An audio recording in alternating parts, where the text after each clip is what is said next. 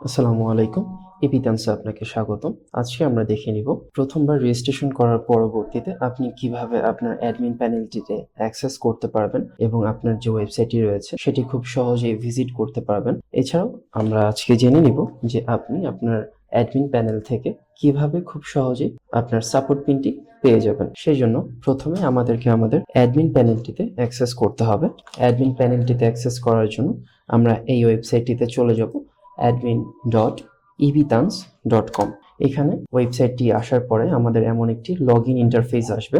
আমরা প্রথমবার রেজিস্ট্রেশনের সময় যেই ফোন নাম্বার অথবা ইমেইল থেকে, অথবা হতে পারে ফোন নাম্বার অথবা ইমেইল হতে পারে, এবং যে পাসওয়ার্ড থেকে আমরা রেজিস্ট্রেশন করেছিলাম ঠিক সেই তথ্য দিয়েই আমরা এখানে লগ ইন করতে পারবো।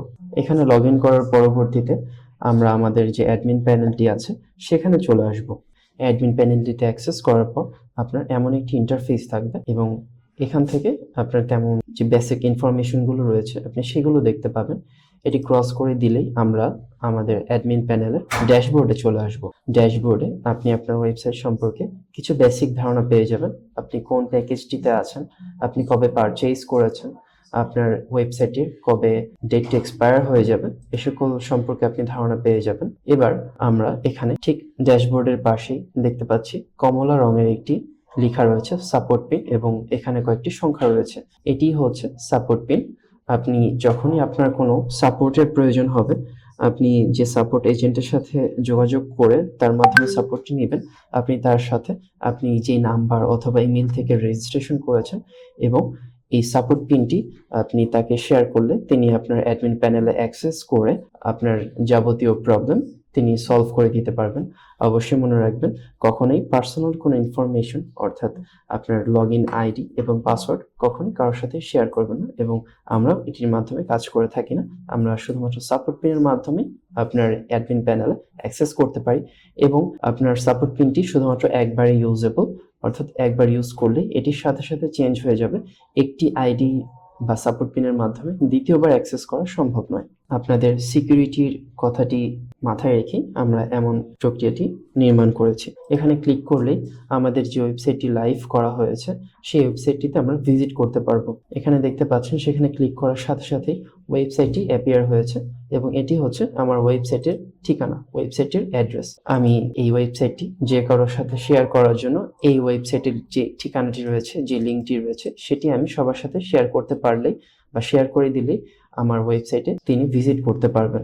চলুন এবার দেখে নেওয়া যাক আমরা কিভাবে আমাদের যে বেসিক ইনফরমেশনগুলো রয়েছে সেগুলো আমরা আপলোড করতে পারি। ঠিক ডান পাশে কর্নারেই দেখতে পাবেন সেটিংস নামের একটি আইকন রয়েছে। সেখানে ক্লিক করলে আপনাকে একটি ভিন্ন পেজে নিয়ে যাওয়া হবে, এবং সেখানে আপনি দেখতে পাবেন সেটিংস লেখা রয়েছে। সেটিংসে এসে আপনি আপনার যে সকল সাধারণ যে ইনফরমেশনগুলো রয়েছে আপনি এখানে টাইপ করতে পারবেন, অর্থাৎ আপনার ফোন নাম্বারটি, আপনার ইমেইলটি, আপনার ঠিকানাটি, এবং আপনি চাইলে আপনার ম্যাপ অ্যাড্রেসটিও অ্যাড করতে পারবেন। অবশ্যই ম্যাপ অ্যাড্রেসটি যখন অ্যাড করবেন তখন একটি বিষয়ে খেয়াল রাখবেন, আপনারা যখন ম্যাপ অ্যাড্রেসটি অ্যাড করতে যাবেন তখন আপনার গুগল ম্যাপে গিয়ে প্রথমে আপনি আপনার গুগল ম্যাপ থেকে আপনার যে লোকেশনটি রয়েছে সেটিতে শেয়ার অপশনে ক্লিক করবেন। শেয়ার অপশনে ক্লিক করলে সেখানে দেখতে পাবেন শেয়ার অপশন আসার পরে এমবেডেড কোড নামের একটি লেখা থাকবে।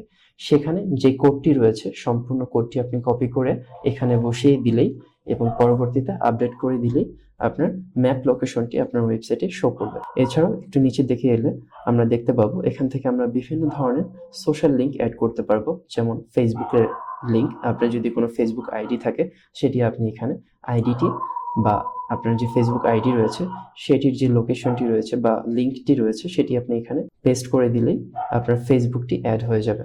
আপনার যে ওয়েবসাইটটি রয়েছে সেখানে আপনার ফেসবুক আইকনটি অ্যাড হয়ে যাবে। এছাড়াও একই সাথে আপনি চাইলে ইনস্টাগ্রাম, ইউটিউব, আপনার হোয়াটসঅ্যাপ নাম্বার এবং লিঙ্কডইন আপনি অ্যাড করতে পারবেন। পরবর্তীতে আপনি এখানে দেখতে পাবেন আপনি যদি কোনো ট্যাক্স অ্যামাউন্ট অ্যাড করতে চান আপনি সেটি এখানে অ্যাড করতে পারবেন। এছাড়াও আপনার যে সকল শিপিং এরিয়া রয়েছে, অর্থাৎ আপনি চাইলে এখানে আপনার যে ওয়েবসাইট রয়েছে, আপনার যারা কাস্টমার রয়েছে যারা অর্ডার করবেন তাদের যে ডেলিভারি চার্জটি আপনি এখান থেকে অ্যাড করতে পারবেন। যেমন এখানে উদাহরণস্বরূপ দেওয়া রয়েছে ইনসাইড ঢাকা 155 টাকা।